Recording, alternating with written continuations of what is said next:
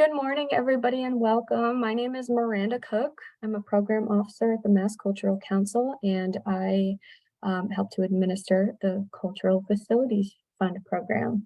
I am joined by Jay. Pass it to you. Oh, hi, Jay Padgett, Program Director for the Cultural Facilities Fund. Good morning, everybody. Yeah, thank you again to everybody for being here, and our sincere apologies for the late start and the issues with the Zoom passcode, but glad you could all be here. We're up to 97 participants now, and so we'll kick it off. For those of you who were here when Charles, our access program officer, introduced our ASL speakers, we do have ASL interpreters with us today, and there are some options for captioning as well. The chat is enabled. Please feel free to drop any comments or questions there throughout the session. And at the end of the presentation, we'll have some time to open up the floor and chat and answer anybody's questions.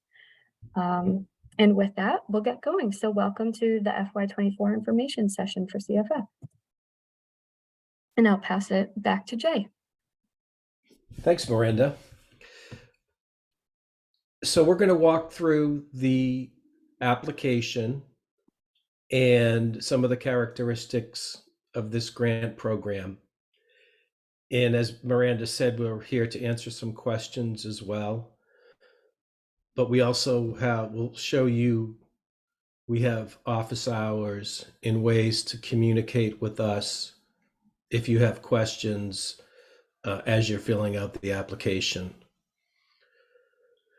So we've been doing this now. This is round number 16, which is wonderful that we've got the confidence of, the elected officials in the executive and legislative branches of government to keep funding this. So it's remarkable. And some of you are familiar with this. We have 3 different grant categories. The capital grants are for implementation. And then we have 2 planning grants, the feasibility technical assistance planning grant and what we call the systems replacement plan, which is a conditions assessment of your building. And we will go into greater detail for each of these. Next slide. The application is open now. It is completely an electronic experience. And Miranda is going to walk you through some of the characteristics of this particular online grant system. The application deadline is December 14th at 11:59 p.m. and that is a hard deadline.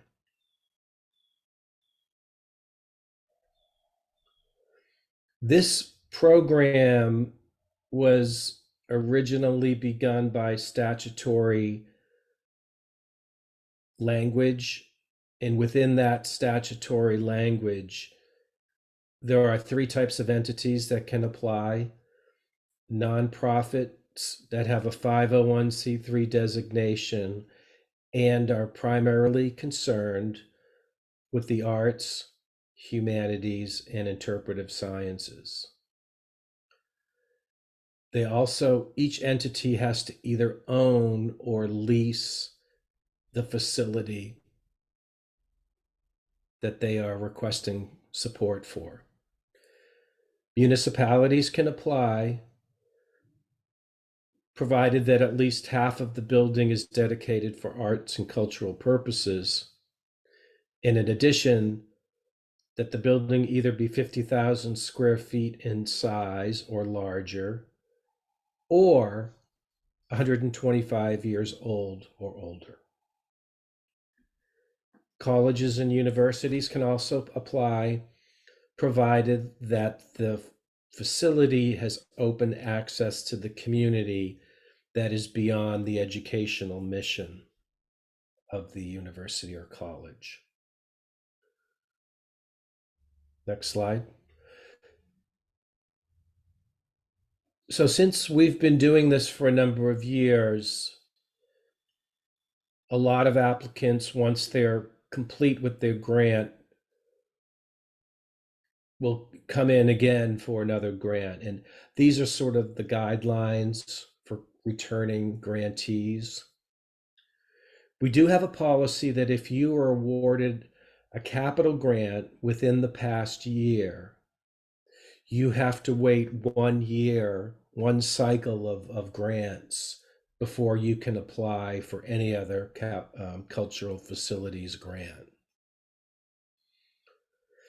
And if you have a prior grant, before we accept your application, you have to be fully dispersed before the application deadline of December 14th.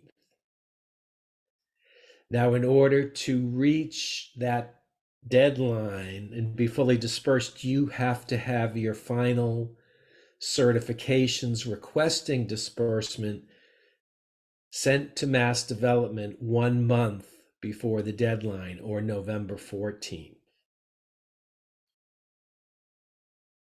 Now, one other subtext to this is if you have a systems replacement plan grant that is outstanding, that does not have to be fully dispersed and complete before applying again. There's a reason for this that we can get into when we talk about the SRP, but that is the exception. All other grants have to be fully dispersed before submitting a new application. Next slide.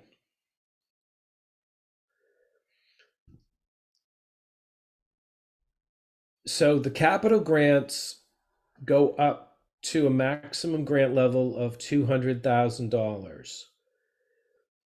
And there is a 1-to-1 match requirement for all of our grants.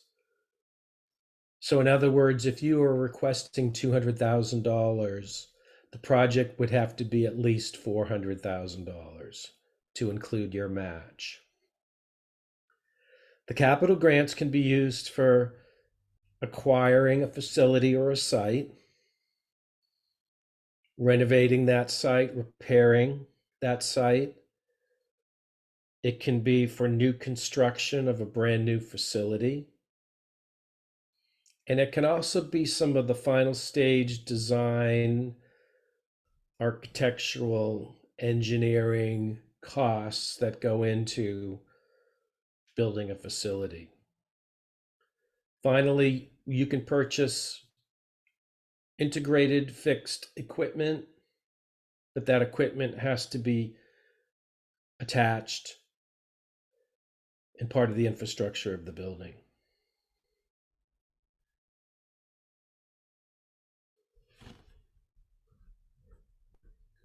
So without going into all of the detail of what's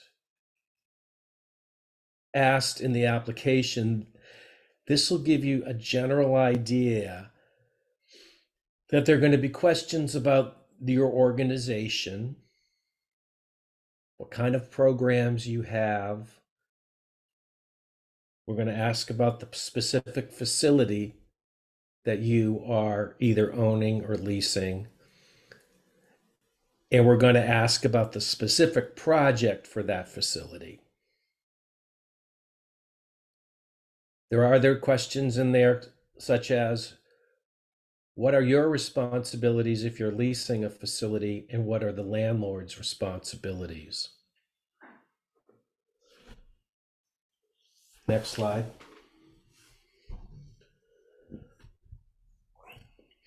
Once we have background information on you, your organization, and the facility, we ask about some of the community impacts of your organization. These are some of the questions.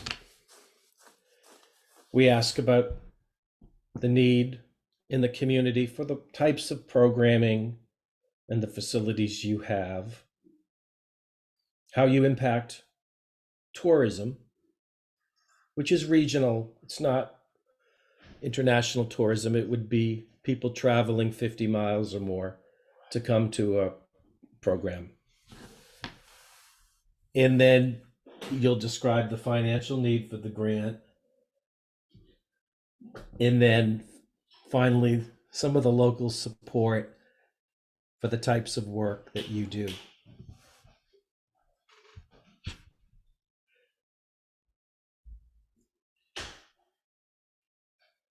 In addition to the community impact, we do ask about your financial capacity, and we ask about your ability to raise the funds to implement the project. We want to hear about how you approach the funding for the ongoing repair and replacement costs in the facility. And then finally, if you're expanding or building a new facility, we want you to describe how you will financially support the expanded space.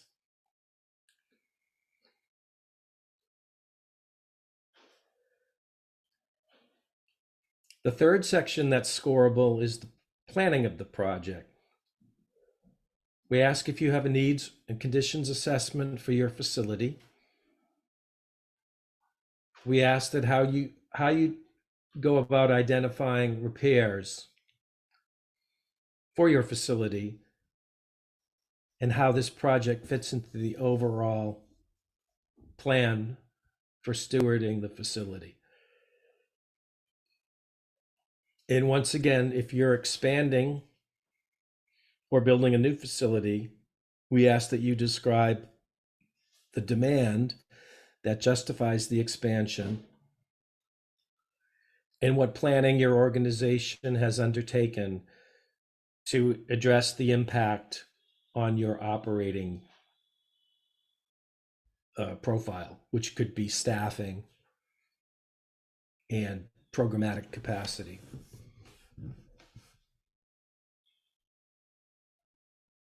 Finally, there's an implementation section where we ask how ready your project is to proceed. And we ask that you identify key members of the design and construction team, describe their role, and you can attach to the application any contracts, estimates, design plans that those key members have provided for your facility project.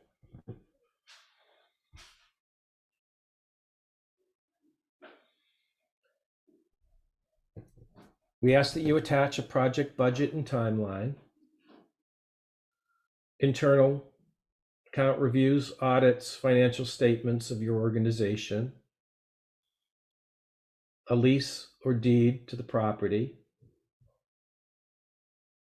a board list, any planning documents that you have started in order to implement the project. You can provide some images of the facility. And then there's an optional materials section where you can upload any materials that you think we should have or know about as you plan and implement this project.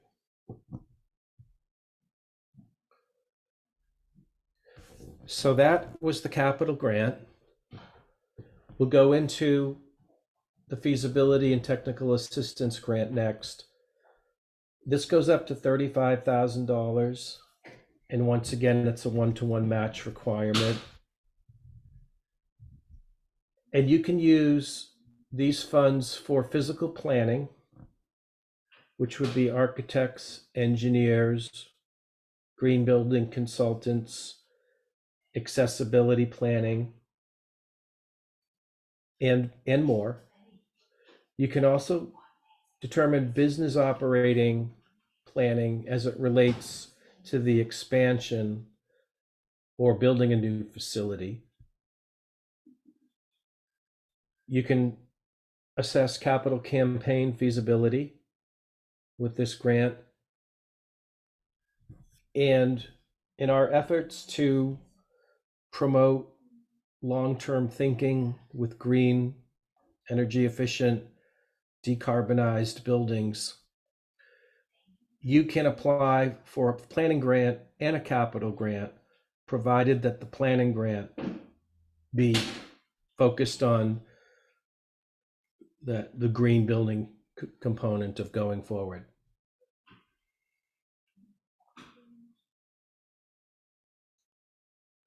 Once again, the application, much like the capital application, will ask for some background information about your organization, your facility, and the specific project that is the subject of this application.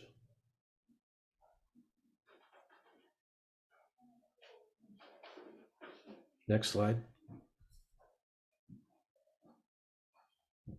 This is the statutory community impact section that is a component of all three of our applications. We just went over this in the capital application, and this is exactly the same in the feasibility application of community impact questions. Next slide. In your feasibility application, we basically want to get your perspective on why this planning exercise is the next logical step in your overall process for caring for your facility. So we'll get some background information on why this now and how this sits in relationship to overall planning and stewardship of the facility.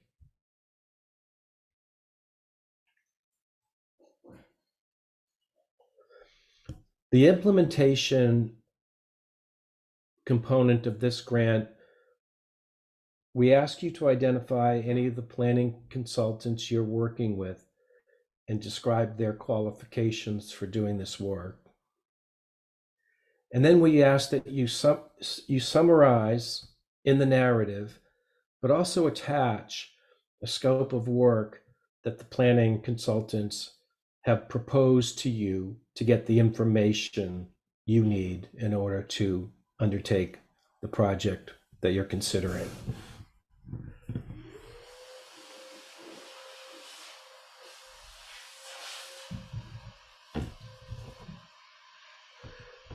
The supplementary materials are quite similar to the capital grant application, where we'd like to see a planning budget and a project timeline.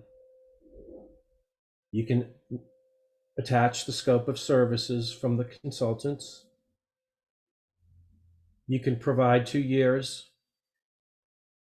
of financials, whether they be audits, accountant reviews, or 990s are acceptable. Lease or deed. In this, we say if applicable, because sometimes you're looking for a feasibility grant for a facility that doesn't exist yet, and you wouldn't have a lease or deed. So it's not a requirement, but if you do have a lease or deed, you can submit it. Images, once again, and optional materials is just a placeholder for you to provide any information you think would be helpful for us to see.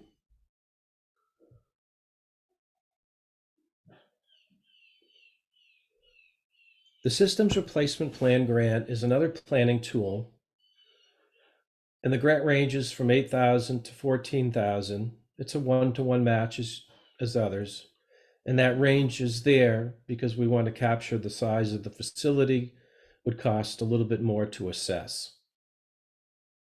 So in this assessment, this is a prepackaged grant where you do not have to provide the consultant. It is a consultant that is hired by the Nonprofit Finance Fund who will set up a time for the engineers to come and assess your building. and they'll assess the envelope. They'll assess the mechanical systems, the electrical, and life safety. And then they'll package that all together in a 15-year spreadsheet that shows you when that system is projected to fail or should need attention. And then that's associated with costs of replacing that system. Next slide, please.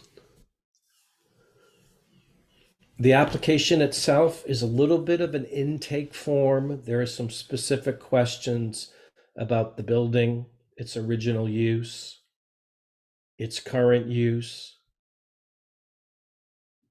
some of the accessibility features of the building that are already in place, and describing any recent replacements or maintenance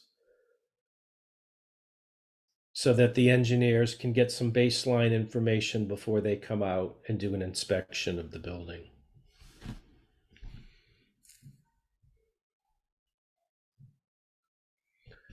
This particular systems replacement plan we're going to feature in a webinar on November 13th at 10 a.m.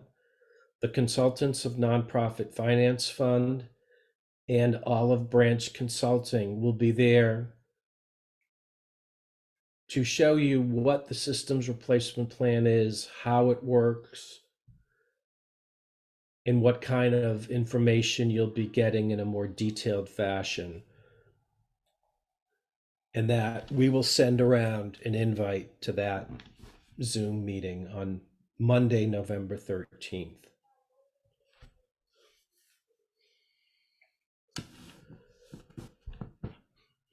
I think this is the point I'm going to hand it off to Miranda to walk you through additional information. Okay. All right. Thank you so much, Jay.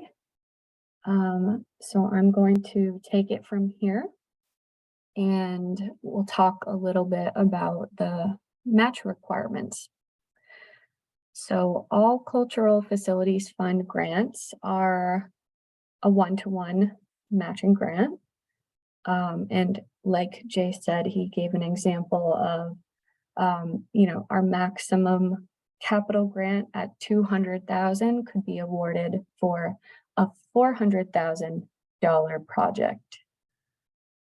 And so, in a way, you can consider it as we will fund up to 50% of eligible project costs at a max of 200,000 for capital.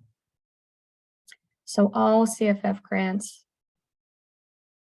are a one-to-one match.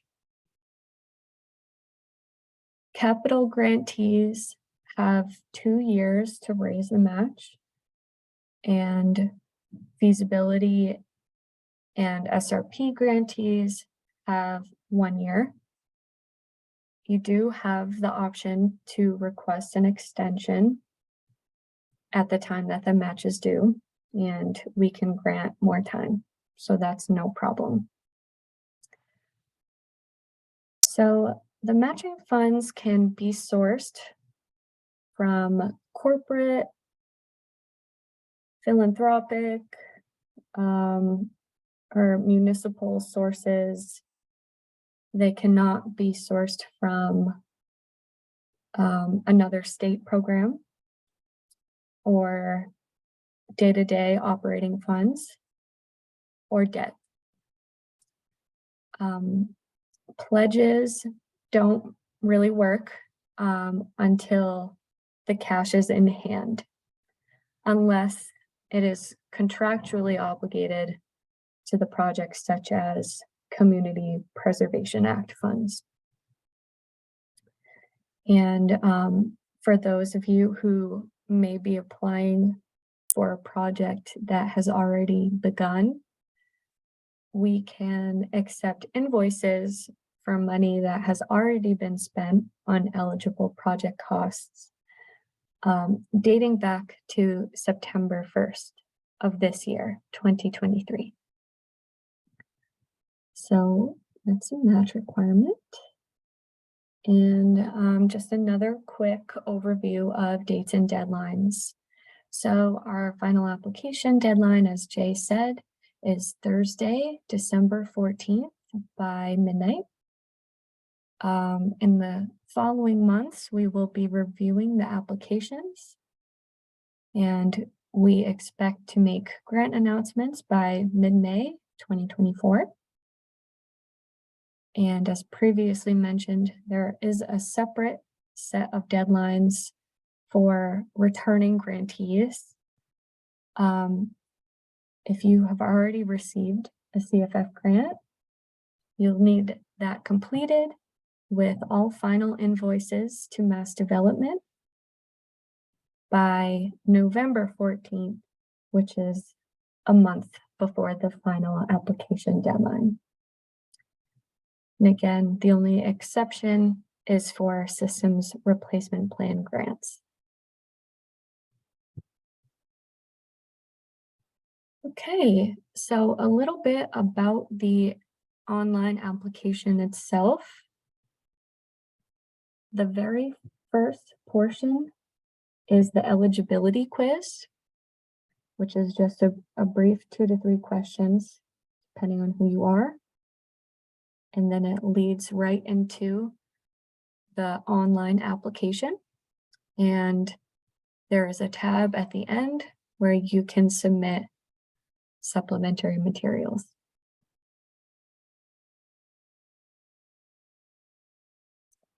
So if you are familiar with us, the Mass Cultural Council, if you've applied to any of our grant programs in the past, or if you've received a CFF grant before, even if it was many years ago, you actually already have an account in our system. So these are just a couple of steps that you can follow to get logged in, even if you haven't been there before. We will have a record of your email address attached to your organization in our system. So here's a link to our online grants management system. This PowerPoint will be available as a PDF following this presentation. So you'll be able to click right on this link to go to the webpage. If you do not already have an account in our system, if you haven't worked with us before or applied to any of our grant programs, you will just want to register. And no matter who you're applying for, you'll want to, even if you're a college or if you're coming from a college or a municipality, you will want to create your account on behalf of an organization. So you click organization and follow the prompts and get you all registered in the system. So again, the eligibility quiz, this is really the first part of the application. When you begin an application, it's going to bring you right into this form, and it's going to basically ensure that what you do is primarily concerned with the arts, humanities, and sciences.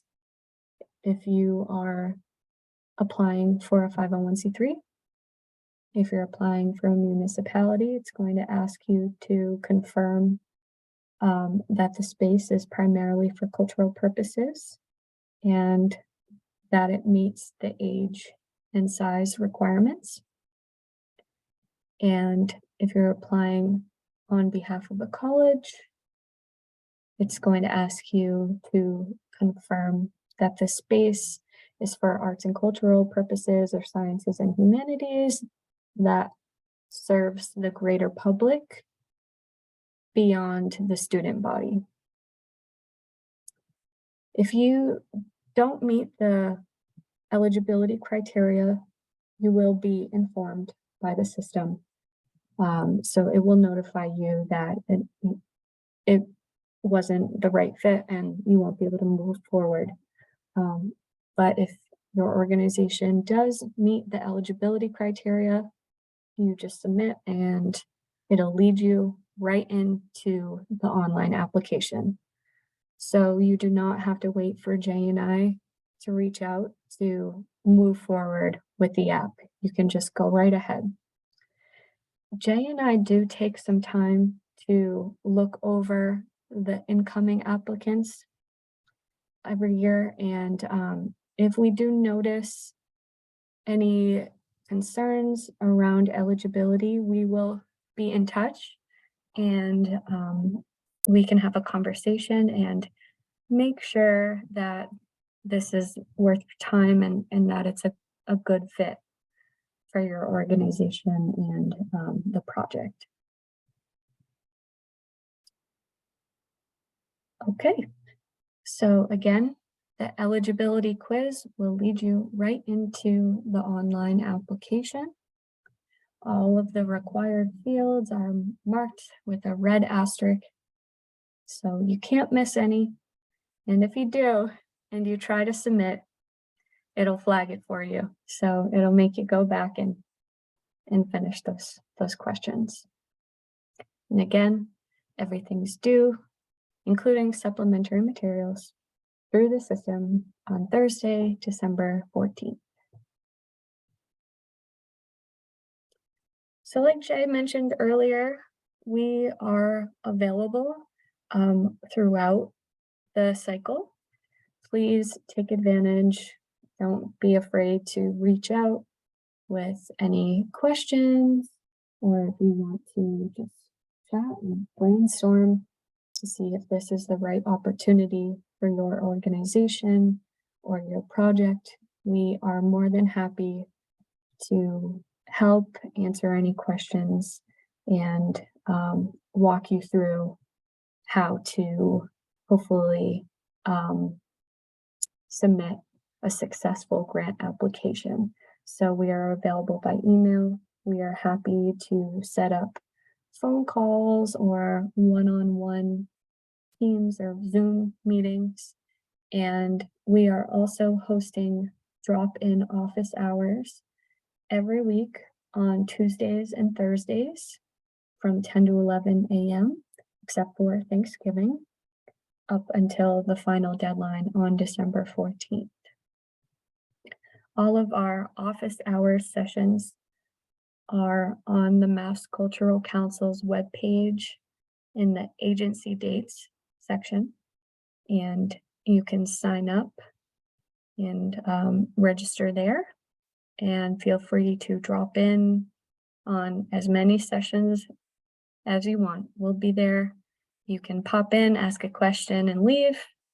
You can hang out and listen to other questions from other applicants in the room that you might not have thought of, which can be cool and helpful.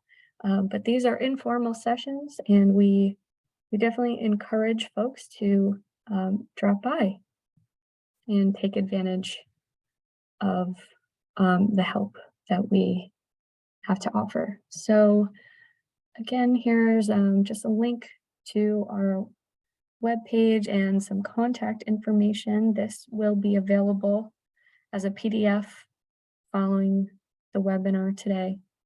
And please don't be afraid to reach out. So that concludes our presentation. Thank you so much for for making it this far after all of the tech issues this morning. I'm going to stop sharing my screen so that I can access the chat. It looks like we have a couple of questions here, and we can just go through them together one by one. to start, somebody did ask, Tom did ask if this session is being recorded. It is. This will be available on YouTube probably within the next week. And we are happy to share the link so that anybody who wasn't able to join us today, or if, for anyone who wants to share the recording with their networks, please feel free. It will be on YouTube.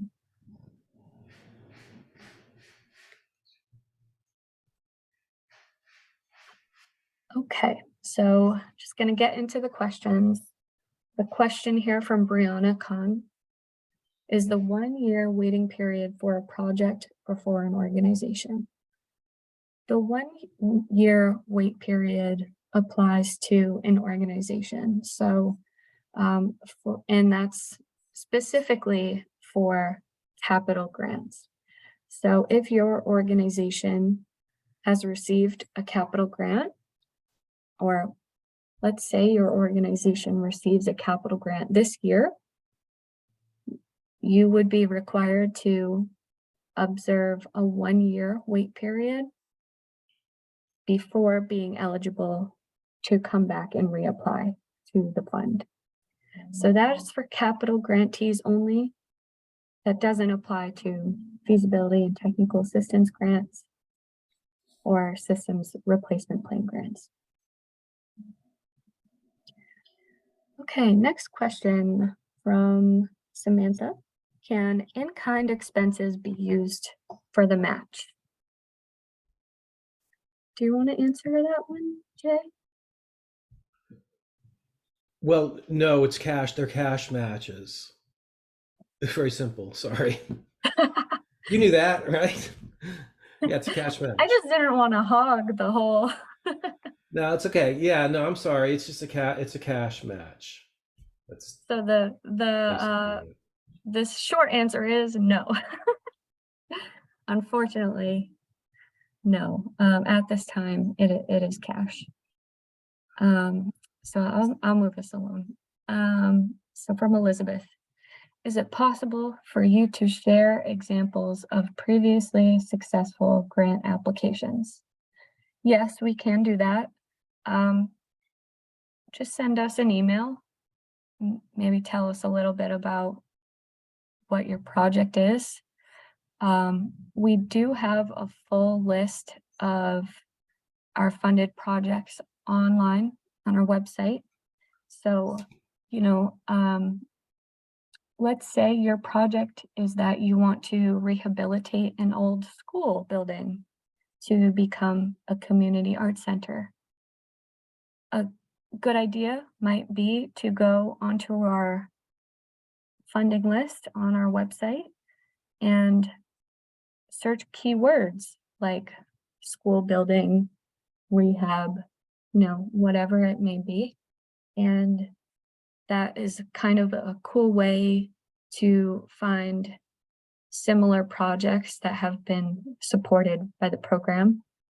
And you are welcome to reach out to Jay or I. And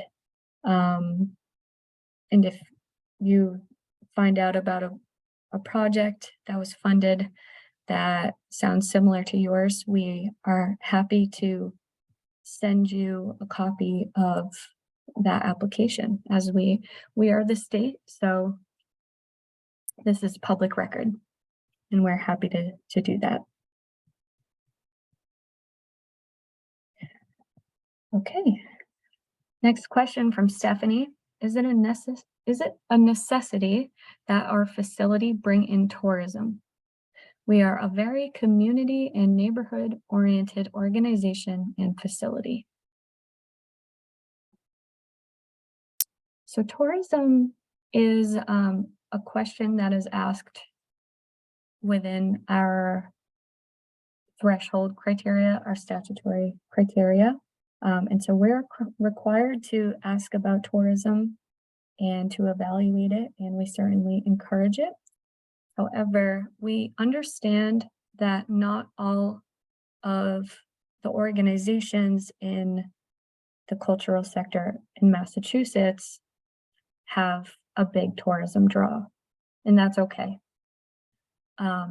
Where you might not be as strong in the tourism area, you can definitely talk more about your community impact and your engagement with your surrounding area.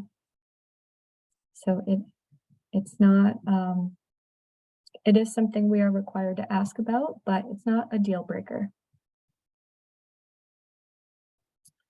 Okay, from Roberta, can some of the grants be used to remove dead and leaning trees that are endangering the building and visitors? That's a good question. Jay, have you seen that on successful applications? Yeah, I mean, we can do landscaping. So I think that would fall under the heading of landscaping. And so, yeah, that sounds fine. Okay.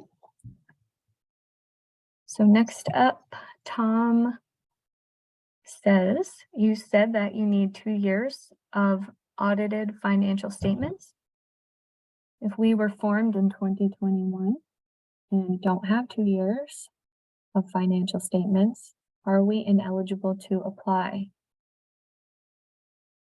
If not, what impact will this have on your decision considerations? So if you're a new organization and you don't have 2 years of financial records, that's okay. You're not ineligible to apply. And the short answer is just submit what you have. There are a couple of options when it comes to the financial statement section. So like you said, audits or accountant reviews, 990s are okay. And we'll also accept in-house profit and loss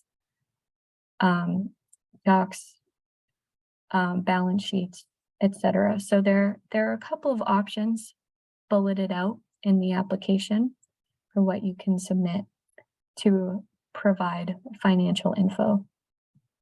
And that is fine if you're a new organization and you don't have audits. Okay, from Corey, how many quotes or estimates are required per project when sending an application? How current must they be? I'll pass this one to you, Jay, if you don't mind. Okay. I think you need to give the other interpreter access so that they can swap out. It's in the chat. Oh, I'm sorry, Lisa. I didn't get that far. I didn't see that. Okay, I'm gonna see if I can figure that out in the meantime. So there's no minimum number of estimates or quotes you would need like other government grant programs. So you can send us what you have.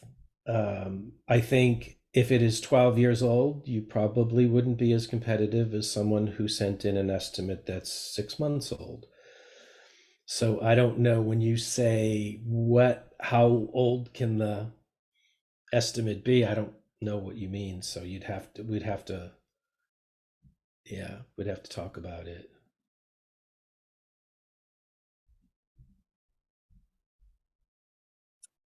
Okay, Kinsey, I just promoted you to a panelist.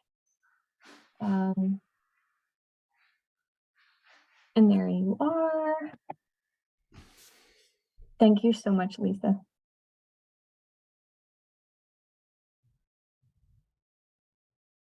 Please let me know if there's anything else that I need to do. I'm making you a co-host. And I'm going to continue with the questions while you work on that. Can you apply for an SRP as well as one of the other grants? The answer is yes.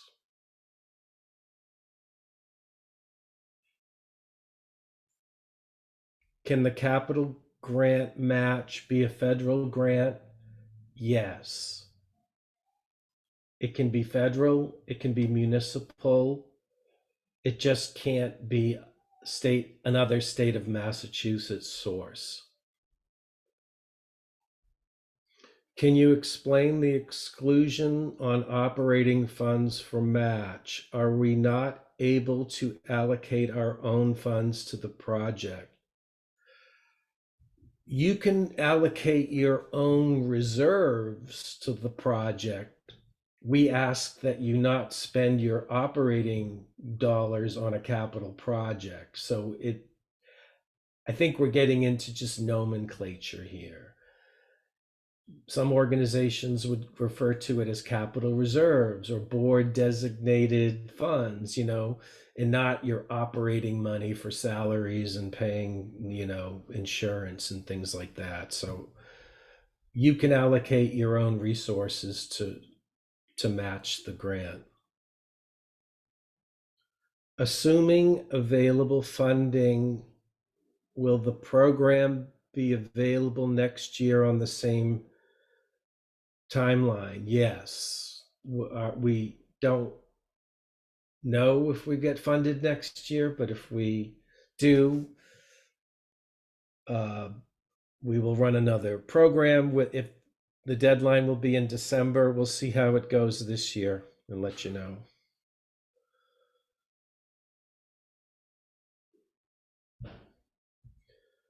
To clarify, funds we received and spent on the project from September 1st, 2023 onward can count as the match. Yes, any eligible project costs, if you get a grant, can be allowed as the match from September 1st on. What is the scope of projects that can be funded through SRP? You mentioned assessing the envelope. Will this grant cover repairs to the exterior envelope?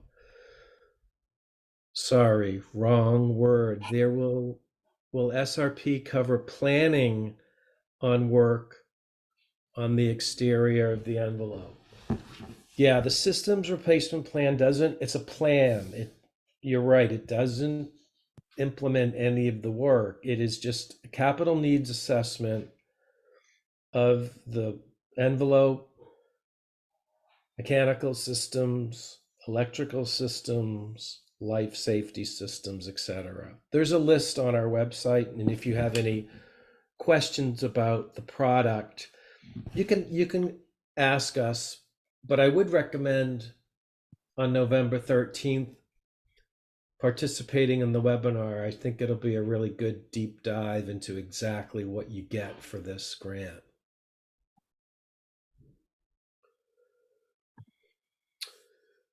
How heavily is tourism impact weighted in comparison to local community impact? I think this was answered. It's assessed, but we understand that organizations have different impacts in relation to communities, in relation to tourism. And if you want to speak more specifically about how to approach this, I think you could probably participate in one of the office hours. For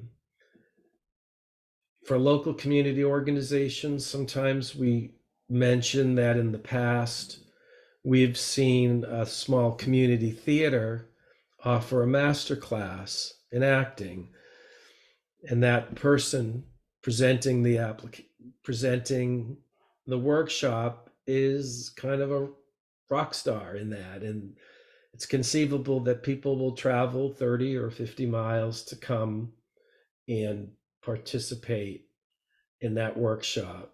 So if you think of things that you do that are unique, even regionally, and draw people across towns, that will work.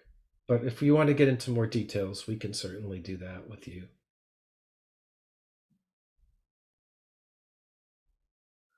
As Miranda mentioned, this will be available, slides will be available of this presentation.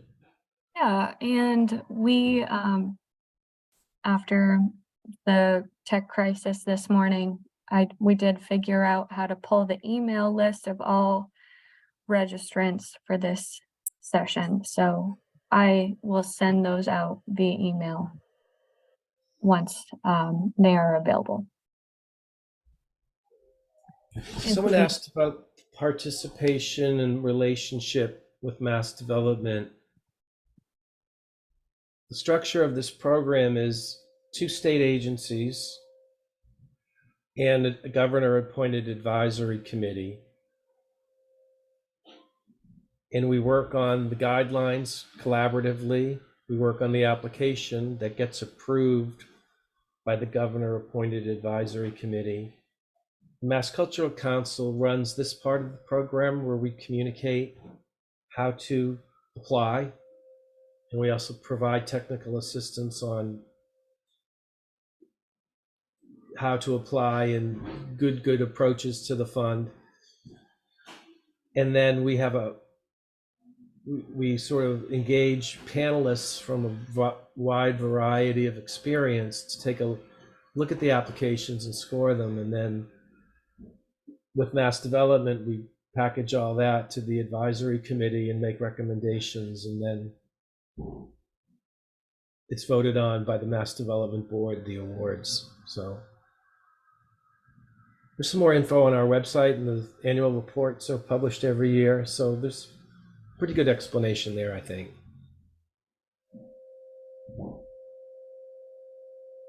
Someone asked about if the project doesn't pass the eligibility quiz, is there still a possibility for applying after discussing the project with the team? Yes.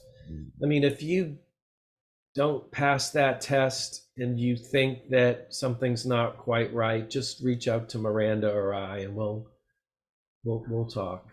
Absolutely. Yeah, I think the slideshow will be available. Miranda will send you a link. For acquisitions funded by the capital grant, is there a date range in which the sale must be finalized? That's a great question. We used to have the purchase and sale had to be part of the application, but given that the dance of getting a P&S at the time of application was so challenging, there isn't a specific date range that we offer, but it should be within probably about a year that you would kind of acquire the property. Then it would be more competitive. If it's a couple years out, we might say, yeah, it might be more competitive next round type of thing. But with your specific project, I would drop into an office hour so that we can talk about it.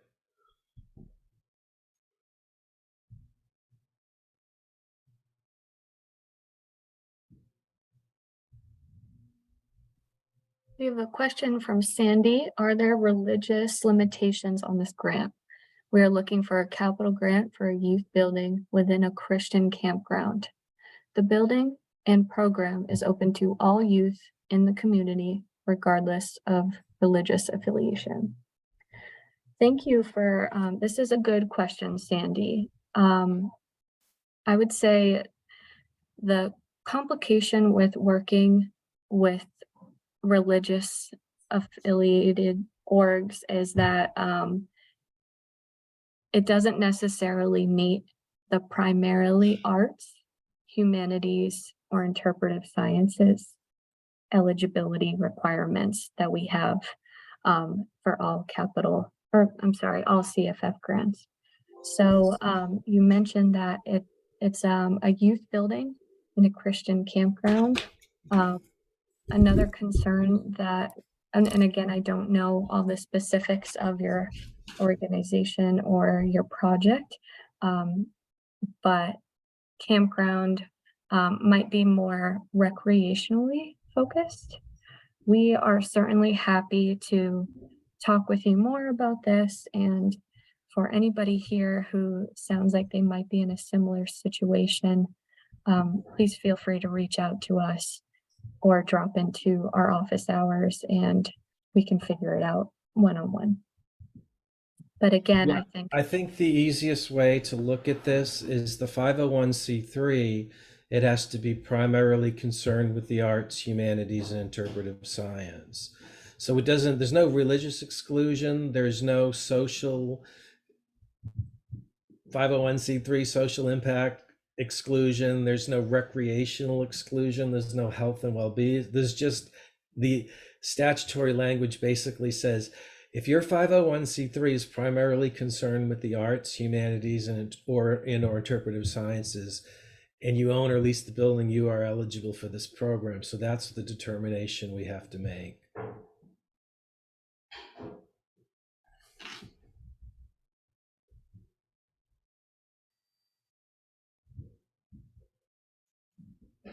okay, question from Nate. Our organization is in a town-owned building. We are the lessee. They are supposed to handle the maintenance. Do they need to apply for the grant? That is a good question. And I think that the applicant on the application should typically be the entity that is responsible for the capital work at hand. And so that's probably a conversation that you'll want to have, again, one-on-one with Jay and I. But given if the project is eligible and it's an arts, sciences, humanities, cultural space that serves the public, it sounds like the municipality might be the entity that will want to move forward with the application.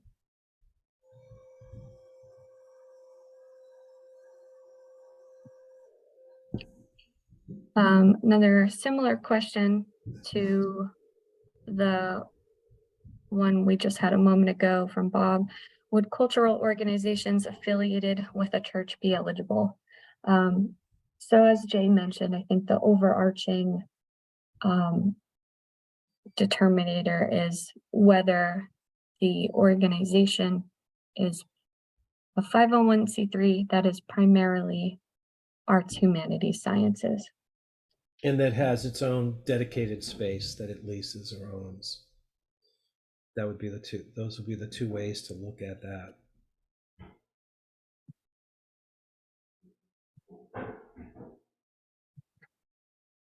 Okay, are you eligible to apply if you have a plan, but not yet a location? If yes, how would you determine the amount you would need, not knowing whether you would rent, lease, or build? Jay, I'm going to hand this one to you if you don't mind.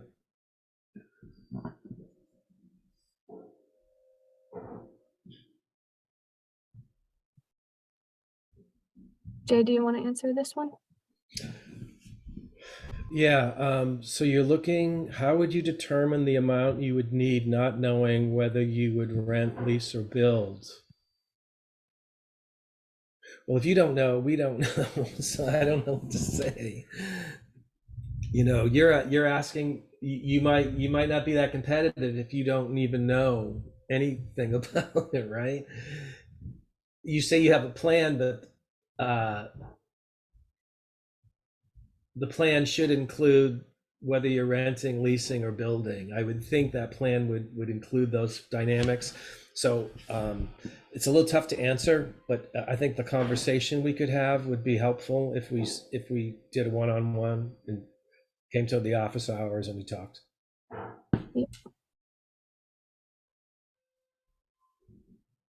Can capital funds be used for paving? Yes, they can.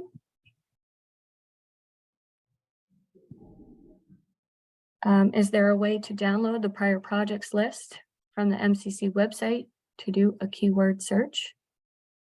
That's Noreen, I'm not sure if it's downloadable, and it might be just embedded in our website, and there might be a search bar there. If not, I would suggest doing a Control F and searching keywords. But the entire list is on our website. From Brad, if we are an existing organization below the size of requiring an audit or review, is supplying a 990 insufficient? Yes.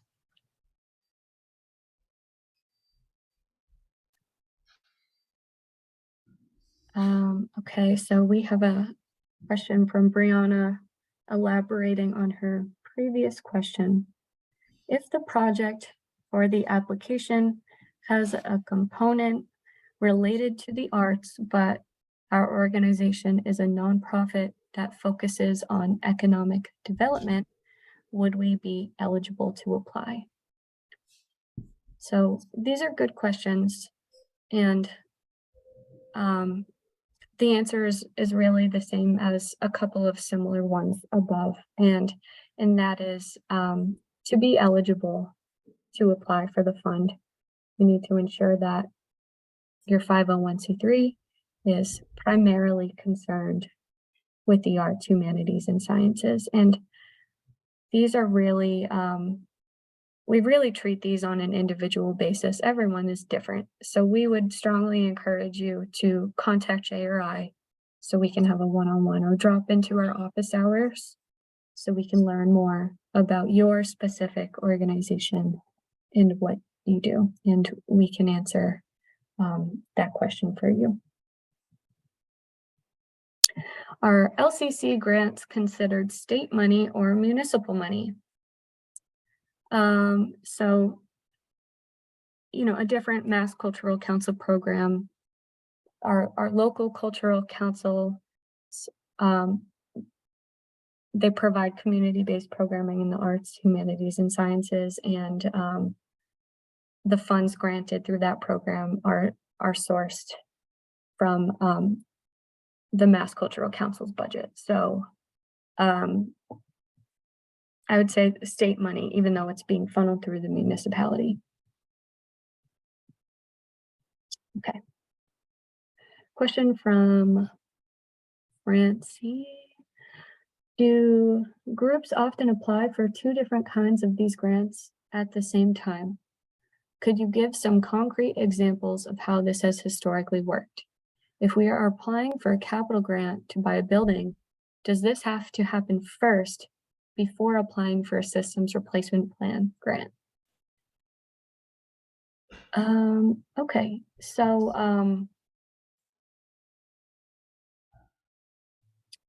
just a little overview of what I think Jay mentioned in his part of the presentation earlier. You can only apply for 1 CFF grant at a time, with a couple of exceptions. The first being a systems replacement plan grant can be applied for at the same time as a capital grant or a feasibility and technical assistance grant. So you can, in that scenario, you can apply for 2 grants at the same time, with the second grant being the systems replacement plan grant.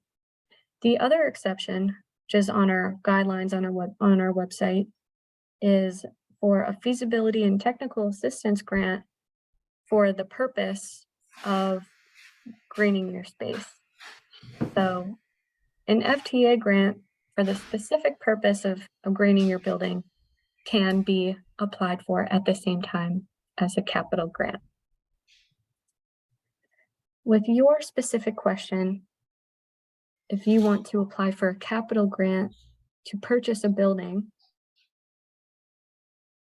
would you also apply for a systems replacement plan grant at the same time?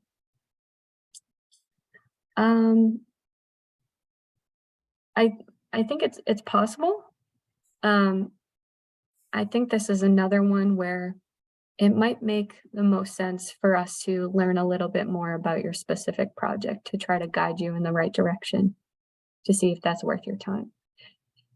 If you're buying a building that is brand new and all of the systems are new, it might not make the most sense for you.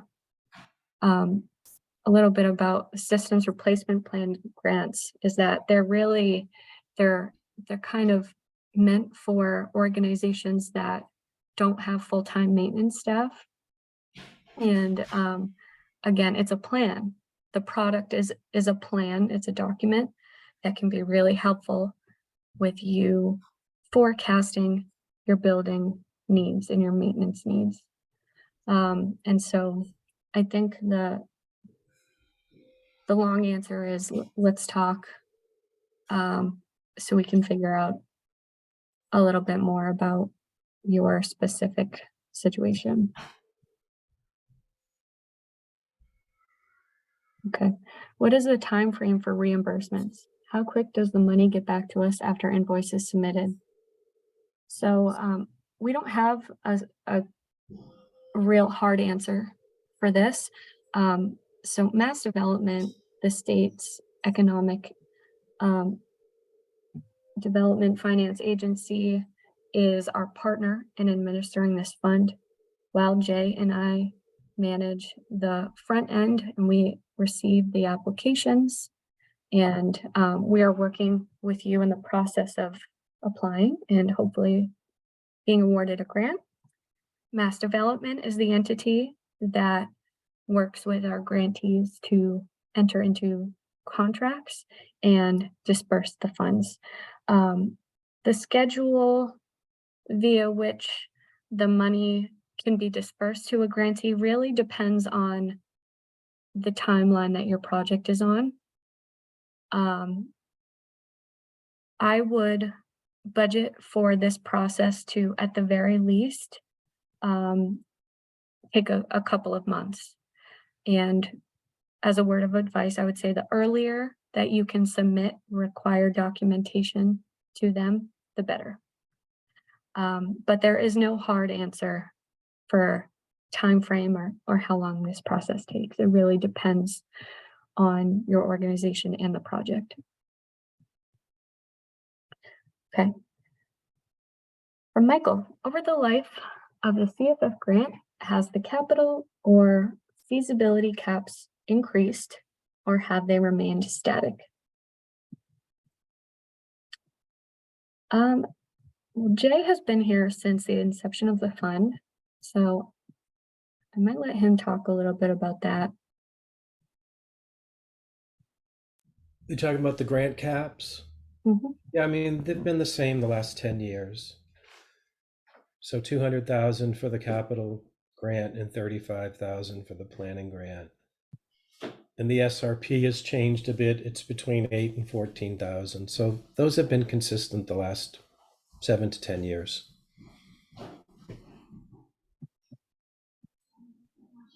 From Lisa, our Council on Aging Senior Center offers programming such as art, music, history, writing, info sessions on a variety of topics. We also offer wellness and fitness classes. Would a Council on Aging or a senior center be eligible?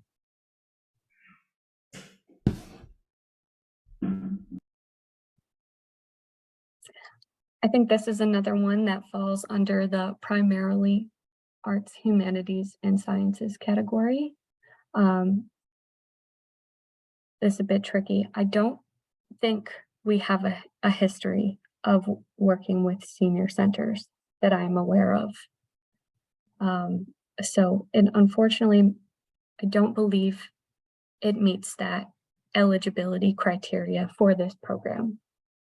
However, at the Mass Cultural Council, we do have a number of other programs and services, one of them being the Local Cultural Council, which was mentioned earlier, that provides grants for community-based programs. So while Cultural Facilities Fund may not be the right fit for a senior center or council on aging, we do offer other avenues of support that we definitely would encourage you to look into and take advantage of.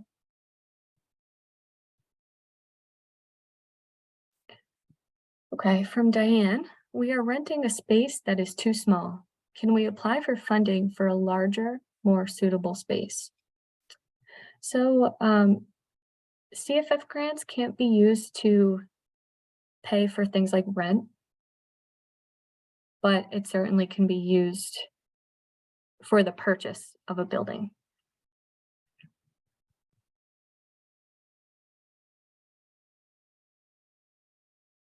Okay, from Brad, if 501c3 nonprofit receives a capital grant, must the prevailing wage law be followed? That is not a part of our program requirements.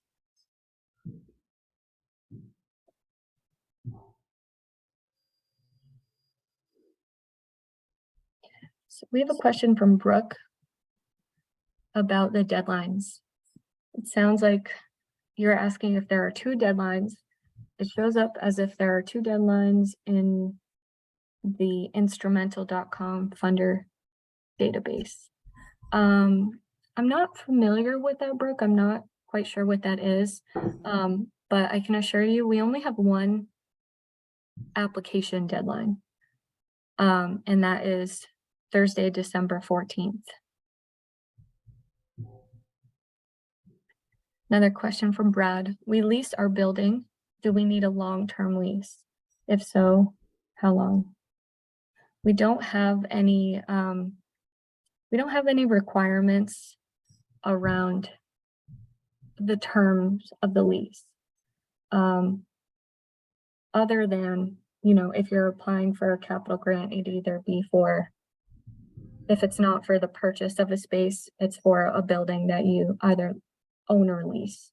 So in other words, we're going to ask you for details about your lease agreement, what the terms are, whose responsibility it is to implement capital work, what your responsibility is as the lessee, and what the landlord's responsibilities are.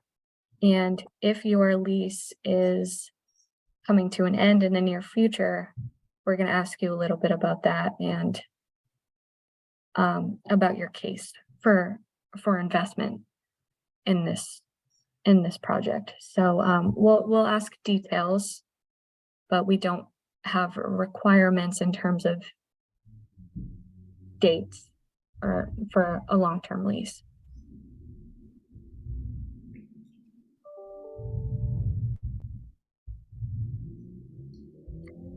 Okay, we have a question from Paula about the NFF webinar in November.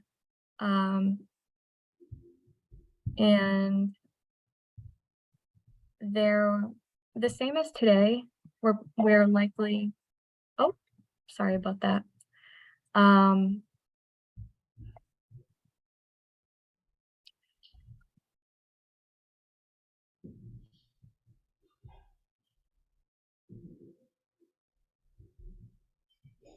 Sorry, everybody. So that session will be recorded, and it will be available after the presentation as well.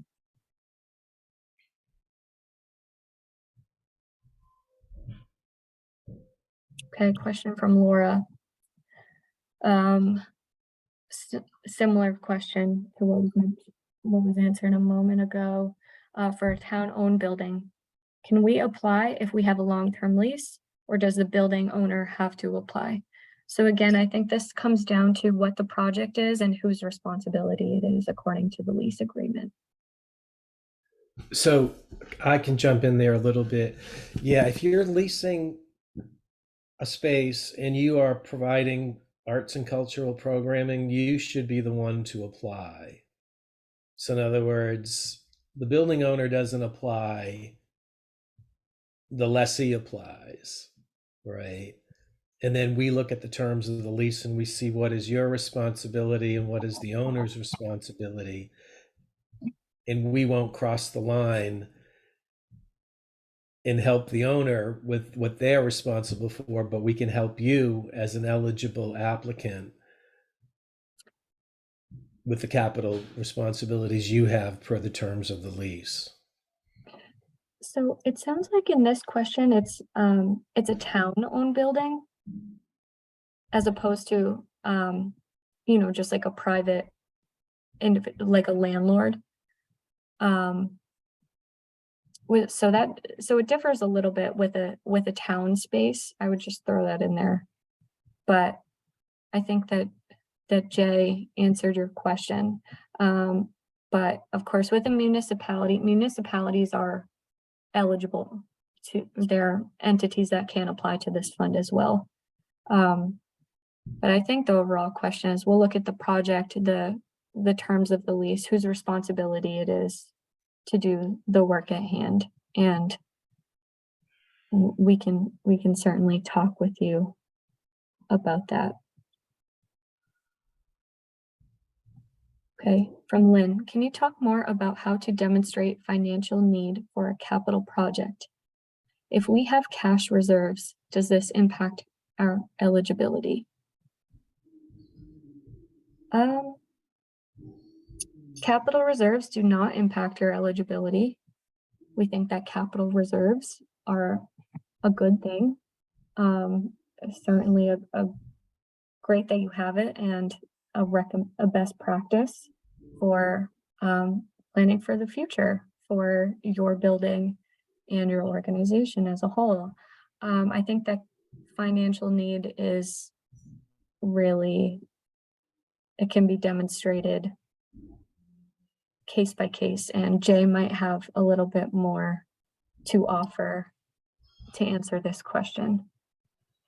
I mean, capital reserves, if you have $4 million sitting in reserve, you're not going to have as much need as someone with $100,000 in reserve. So it's a funny question. Capital reserves can be all over the map. But generally, like Miranda said, if you have some capital reserves, we're thinking that's a good way to steward the inevitable, which is fixing things in your building. So it'd have to be a case by case basis. I don't know how much cash reserve you have, so. Okay, so we're finally at the end, the very last question from Jason.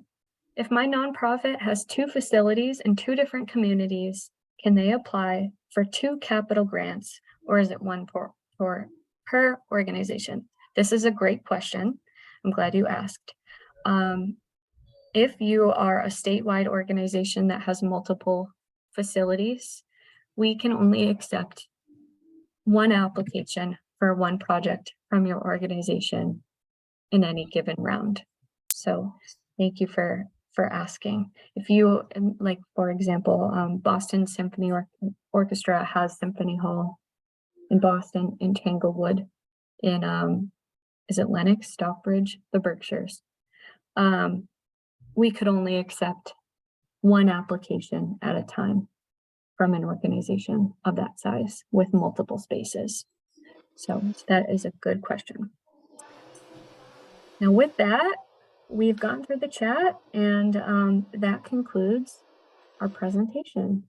So I want to thank you all for joining us today. Thank you again for your patience with us at the start of the session. Thank you to our interpreters, Lisa and Kinsey. We are so very appreciative. And again, the recording of the presentation, as well as the slide deck, will be available, and we will send it out to you via email within the next week. So thank you again. Please don't be afraid to get in touch with Jay and I if you have any questions. Okay. Take care, everybody.